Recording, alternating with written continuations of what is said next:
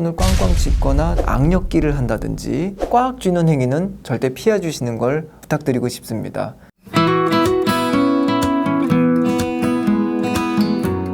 SNU 서울병원에서 수부를 맡고 있는 곽상호입니다.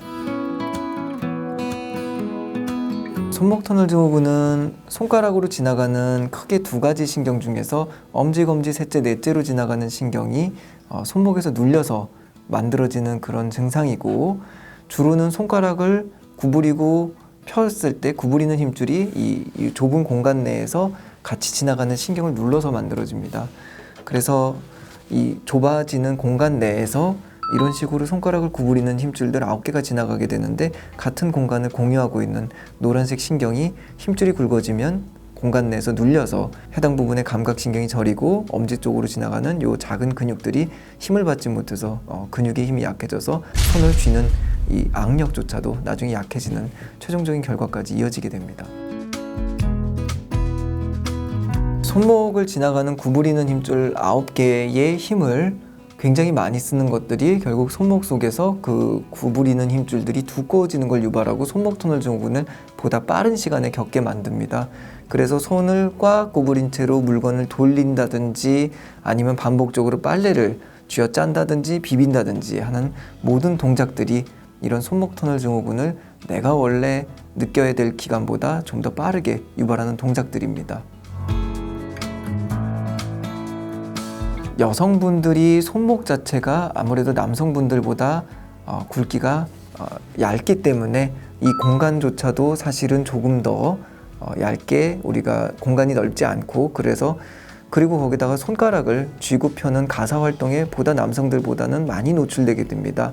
남성분들이 주로 쓰는 게 팔꿈치라고 하면 여성분들은 손가락을 많이 쓰기 때문에 이 손가락을 구부리는 힘줄이 손목에서 쉽게 굵어지고 공간 자체도 좁고, 그리고 마지막으로 50대 이후에는 여성 호르몬 자체 레벨이 떨어져서 굵어진 힘줄들이 쉬이 다시 회복되지 않기 때문에 보다 빠른 시간 안에 엄지, 검지, 셋째, 넷째가 저린 증상을 보이게 됩니다.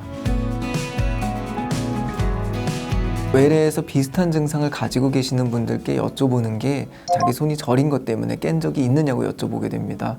그 다음에 두 번째로는 사람들이 손이 너무 저리면 물을 이렇게 털듯이 자기도 모르게 손을 터는 증상들이 있다고 하면 손목터널 증후군을 쉽게 의심할 수 있습니다.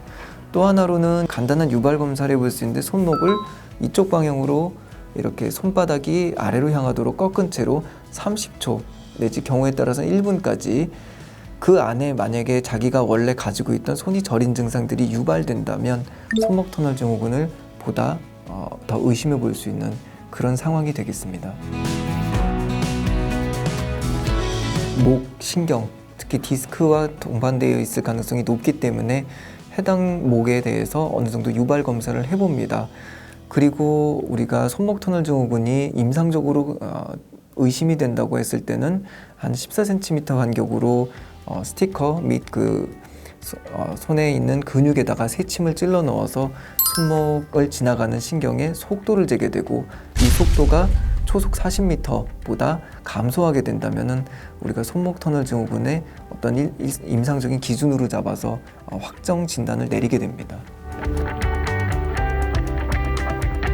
신경질환은 압박 증상이 보통 우리가 감각신경만일 때는 조금 늦게 치료를 해도 크게 무방하다라고 하지만, 이 손목터널 증후군에 해당하는 요 정가운데를 지나간다고 해서 정중신경은 이 엄지손가락을 이렇게 다른 손가락과 똑같이 구부리고 펴고 하는 것 외에 이쪽 방향으로 90도를 들게 만드는 중요한 역할을 해줍니다. 만약에 이게 안 된다면 컵을 들다가도 떨어뜨리게 되고, 거기에 감각조차도 둔해져 있다 그러면 컵이 순간 미끄러지는 그거를 미처 인지하지도 못해서 힘도 떨어지고 감각도 둔해지면 대부분 손잡이가 없는 컵들을 깨는 것으로 증상이 나타나게 됩니다.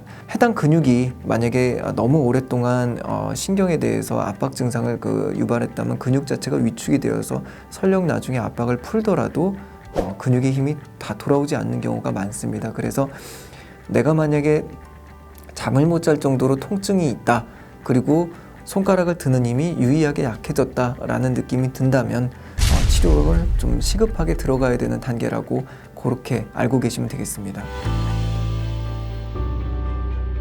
수술하기 전에 보통은 먹는 약과 그 다음에 물리치료를 통해서 해당 부분을 지나가는 이 구부리는 힘줄들을 충분히 부기를 가라앉혀 보고, 만약에 그게 한번 실패한다 그러면 해당 공간 내로 스테로이드 주사를 좀 임의로 주사를 하여서 해당 9개의 그 구부리는 힘줄들이 부기가 충분히 가라앉는지를 먼저 테스트를 하게 됩니다. 이걸로 적어도 1년, 2년 이상 부기가 가라앉고 증상도 좀 사라지고 그런다면은 우리가 다음번에도 그런 치료를 할 수 있지만, 이 모든 과정이 실패하고 3개월 만에 다시 재발한다면은 해당 공간을 넓혀주는 수술을 하게 됐는데, 대개는 2cm 정도의 피부 절개를 가한 다음에 두터운 인대를 여기서 이렇게 열어주게 되어서 완전히 공간을 넓혀주는 작업을 하게 됩니다. 그러면 구부리는 힘줄이 두꺼워지는 것은 막을 수 없지만, 이 사이를 지나가고 있는 신경이 충분히 자기 여유 공간을 가지고 움직일 수 있어서 신경을 전달할 때 전혀 눌리지 않게 돼서 감각신경의 회복, 그 다음에 이 근육으로의 신경 전달을 충분히 가져올 수 있게 됩니다. 보통 신경의 회복은 12달까지 충분히 이루어진다라고 알려져 있고, 그 이후에는 사실 돌아오기는 하더라도 나머지 회복을 기대하는 게 5%, 10% 미만이라고 우리가 알려져 있습니다. 그렇지만 일단 저린 증상만 사라져도 상당 부분 환자들이 만족하시는 경우가 많고, 다만 이거는 차후의 문제고, 사실 수술 이후에 어느 정도 내가 손을 쓸 수 있느냐가 많이 고민이 되실 텐데, 일단 2주까지는 이 부분에 물을 직접 닿는 것들은 봉합사가 남아있기 때문에 이건 좀 피해 주셔야 되고, 이후에 봉합사를 제거하고 나면 간단히 설거지나 그 다음에 물을 묻히는 샤워 같은 동작들은 2주 이후부터는 가능합니다. 주먹을 이미 많이 쓰는 일을 담당을 하고 계셨다면은 이 손에 중요한 인대를 하나 절개를 했기 때문에 그게 나중에 아물 때까지 3개월간은 손을 꽝꽝 짚거나 주먹을 꽉 쥐어짜는 힘이 부족해질 수도 있고, 손의 힘이 굉장히 세셨던 분들은 심지어 3개월이 지나고 나서도 그 힘이 다 돌아오는 데까지는 좀 걸린다, 이렇게 말씀하시는 분들도 있습니다. 전체적으로 살펴보면 퇴행성 관절염의 환자분들이 10분 정도 방문하신다고 치면은 방아쇠 수지가 한 5명쯤 방문하시는 것 같고, 손목 터널 증후군은 한 2명 정도 방문하시는, 그 정도로 서서히 유병률이 조금 낮아지는 것 같습니다. 하지만 비슷한 시기에 보통 다 오십니다. 일단 손목 터널 증후군이나 퇴행성 관절염으로 진단이 되셨다면 손을 꽉 쥐는 행위는 절대 피해 주시는 걸 부탁드리고 싶습니다. 해당 관절에 또는 힘줄을 두껍게 만드는 그런 행위들이라서 증상을 좀 더 악화시킬 가능성이 있고, 그 다음에 단순히 쥐고 펴고 하는 것을 제한하는 것은 아니고 힘을 세게 주는 것만은 피해 주셨으면 좋겠습니다.